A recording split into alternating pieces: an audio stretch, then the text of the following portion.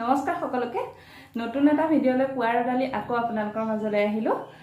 আজি এনেকুৱা এটা ভিডিঅ' আপোনালোকলৈ লৈ আহিছো যেটো নেকি আমাৰ গৃহিণীসকল তথা ৰান্ধনীসকলৰ বাবে অতিকে প্ৰয়োজনীয় যদি ভিডিঅ'টো ভাল লাগে শেষলৈকে চাব পাকঘৰখন আমাৰ গৃহিণীসকল তথা ৰান্ধনীসকলৰ বাবে অতিকে প্ৰয়োজনীয় ঠাই নহয়নে পাকঘৰখন লেতেৰা হৈ থাকিলে আমাৰ সোমাবলৈ মন নাযায় আৰু মন নাযায়তো খাদ্য বনাবলৈও মন নাযায় নহয়নে সেয়ে পাকঘৰখন পৰিষ্কাৰ কৰি ৰখাটো আমাৰ গৃহিণীসকলৰে কাম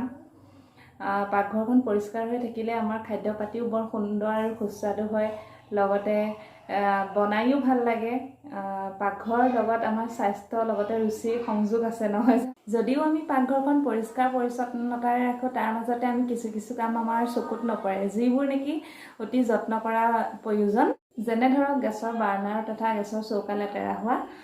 যেটো নেকি আমাৰ সহজতে চকুত নপৰে এনে ওপৰে ওপৰেটো চাফা কৰি ৰাখোৱে সবে কিন্তু বাৰ্ণাৰৰ ভিতৰত যেটো গেছৰ বস্তু বনালে যেটো খাদ্যৰ অংশ সোমাই থাকে সেই অংশটোৱে গেছৰ জ্বলাত অসুবিধা কৰে লগতে আমাৰ স্বাস্থ্যৰ পক্ষেও হেতু ক্ষতিকাৰক কাৰণ তাত সিজোৱা বস্তুখিনি পৰি যোৱাৰ পিছত জ্বলি উঠি যেটো ধোঁৱা ওলাই সেই ধোঁৱাটো আমাৰ খাদ্যতে পৰে তাৰ পাছতো বাৰ্ণাৰখনি ক্ষয় হ'ব পাৰে যেতিয়া খাদ্যৰ তেলসমূহ বা খাদ্যৰ অংশসমূহ বাৰ্ণাৰত পৰে আৰু বাৰ্ণাৰৰ ফুটাবিলাকত সোমাই যায় তেতিয়া সেইসমূহ চাফা কৰিবলৈ বহুত সময়ো লাগে আৰু কঠিন হৈ পৰে নহয়নে সেইবাবে মই দুটামান টিপছ লৈ আহিছো এই টিপছৰ সহায়েৰে আপোনালোকে কম সময়তে কম খৰচতে অতি সহজে চাফচিকুণ কৰিব পাৰিব তেনেহলে বলক পলম নকৰি টিপছসমূহৰ ভিতৰলৈ যাওঁ এতিয়া আহিছো প্ৰথমটো টিপছলৈ প্ৰথমটো টিপছত আমাক লাগিব ভিনেগাৰ সোডা আৰু পানী প্ৰথমতে এটা বাটিত অলপমান ভিনেগাৰ ল'ব তাৰ পিছত তাত অলপমান পানী দিব তাৰ পাছত 2-3 ঘণ্টাৰ কাৰণে সেই বাৰ্ণাৰ দুটা তিয়াই ৰাখিব 2-3 ঘণ্টা হোৱাৰ পিছত বাৰ্ণাৰ দুটা আনি সোডা যেটো খোৱা সোডা সেই খোৱা সোডা দি ভালদৰে মাজি দিব দেখিব যে একদম চিকচিকিয়া হৈ যাব এতিয়া আহিছো দ্বিতীয়টো টিপছলৈ দ্বিতীয়টো টিপছত আপোনালোকে অলপমান উতলা গৰম পানী ল'ব তাৰ লগত এটা ইনো পেকেট ল'ব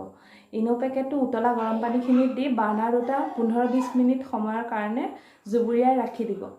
15-20 মিনিট সময়ৰ পাছত বাৰ্ণাৰ দুটা উঠাই আনি ডিটাৰজেন্ট নহলে ভিমবাৰ চাবোন দি ভালদৰে মজি ধুই দিব যদি তেতিয়াও ভালকৈ চাফা হোৱা নেদেখে তেনেহলে অলপমান নিমখ ল'ব নিমখ লৈ তাত নেমু লৈ ভালদৰে অলপ সময় মাজিব আৰু অলপ সময় মাজি থৈ দিব থৈ দিয়াৰ পিছতে ভিমবাৰ নহলে ডিটাৰজেন্টেদি ভালদৰে ধুই দিব দেখিব চাফা হ'ব এনেদৰে কৰিলে বাৰ্ণাৰসমূহ কম সময়ৰ ভিতৰতে চাফা হৈ উঠিব যদি ভিডিঅ'টো ভাল লাগে লাইক কমেন্ট শ্বেয়াৰ আৰু সাবস্ক্ৰাইব কৰি দিব ধন্যবাদ